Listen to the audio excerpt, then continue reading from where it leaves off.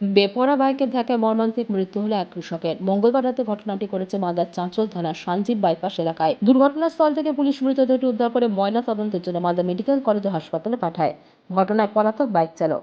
Police ও স্থানীয় সূত্রে জানা গিয়েছে মৃত ব্যক্তির নাম নামাজু শেখ, বয়স 55 বছর, বাড়ি চাঁচল থানার সঞ্জীব এলাকায়। পেশায় ব্যক্তি একজন কৃষক। জানা যায় আজ মঙ্গলবার দিন রাত্রি 8টা নাগাদ সঞ্জীব এলাকার একটি চায়ের দোকান থেকে চা খেয়ে বাইপাসের রাস্তা ধরে বাড়ি ফিরছিলেন। শামসির দিক থেকে আসা একটি বেপরোয়া বাইক দ্রুতগতিতে এসে ব্যক্তিকে পেছন দিক থেকে এসে ধাক্কা মারে।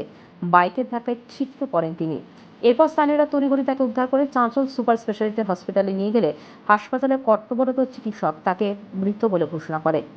কৃষকের মৃত্যুতে এলাকায় নেমে এসেছে শোকের ছায়া। কান্নায় ভেঙে পড়েছেন স্ত্রী সহ গোটা পরিবার। এদিকে ঘটনা করে এলাকা থেকে চম্পট দিয়েছে বাইক চালক।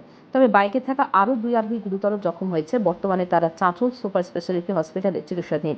কৃষকের মৃত্যুর পরে এলাকার ট্রাফিক ব্যবস্থা নিয়ে উঠেছে একাধিক প্রশ্ন। মানে ঘটনাতে যেটা শুনতে পেলাম, আমার তো চোখে দেখা নেই। ইনি সাইড দিয়ে আসছিলেন, রাস্তা ধার দিয়ে, সে চায়ের দোকান থেকেই, চায়ের দোকান দিয়ে বাইপাস দিয়ে, ওনার বাড়ি হচ্ছে বাইপাসের নিচে। এবার ওনারা নাকি মানে বাইক নিয়ে আসছিল। এবার স্পিডে এসে ইনি সাইডে মানে ধারে ছিলেন, ওনাকে এসে মেরেছে। উনি স্পটেই ডেথ হয়ে গেছে। আমাদের সঞ্জীব প্রপার স্ট্যান্ড, মানে স্ট্যান্ড থেকে একটু ভিতরে। যে মারা গেছে তার নাম কি? নামাজু শেখ। তার বাড়ি কোথায়?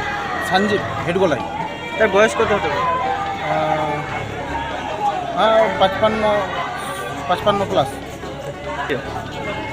কি মনে হচ্ছে তো, মানে তার জন্য এই ঘটনাটা ঘটলো। হ্যাঁ, বাইক দ্রুত গতিতে চলার কারণে পেয়েছে। হ্যাঁ, ঘটনাস্থলেই মৃত্যু হয়েছে।